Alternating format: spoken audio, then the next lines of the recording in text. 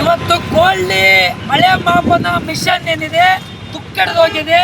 ಆ ಮಳೆ ಮಾಪನ ಮಿಷನ್ದಲ್ಲಿ ಯಾವುದೇ ಕಾರಣಕ್ಕೂ ಮಳೆಯನ್ನು ಎಷ್ಟು ವಾಡಿಕೆ ಎಷ್ಟು ಮಳೆ ಬಿದ್ದಿದೆ ಅಷ್ಟನ್ನು ಅದು ತೋರಿಸ್ತಾ ಇಲ್ಲ. 10-18% ಮಳೆಯನ್ನು ಕಮ್ಮಿ ತೋರಿಸಿ ಭಾಗದ ರೈತರಿಗೆ ಅನ್ಯಾಯ ಆಗ್ತದೆ. ಹಾಗಾಗಿರೋದ್ರಿಂದ ಪರಿಹಾರದಿಂದ ವಂಚಿತ ಆಗ್ಬೋದು.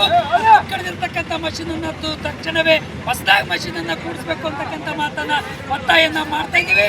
ಇದ್ರ ಜೊತೆಗೆ ಹಸಿ ಬರಗಾಲ ಘೋಷಣೆ ಮಾಡಬೇಕು, ರೈತರ ಸಾಲ ಮನ್ನಾ ಮಾಡಬೇಕು, ಈ ಭಾಗ ಅತಿವೃಷ್ಟಿ ಘೋಷಣೆ ಮಾಡಿ ಎಲ್ಲ ರೈತರಿಗೆ ಪರಿಹಾರ ಕೊಡಬೇಕು ಅಂತಕ್ಕಂಥ ಮಾತನ್ನ, ಸಾಲ ಮನ್ನಾ, ರೈತರ ಆತ್ಮಹತ್ಯೆಯನ್ನು ತಡೆಗಟ್ಟಬೇಕು, ಉಚಿತವಾಗಿ ಕಡ್ಡಿ ಬೀಜ, ಜೋಳದ ಬೀಜ, ಗೋಧಿ ಬೀಜ, ಶೇಂಗಾದ ಬೀಜ, ಹಿಂಗಾರು ಬಿತ್ತನೆಗೆ ಉಚಿತವಾಗಿ ಬೀಜ ವಿತರಣೆ ಮಾಡಬೇಕು.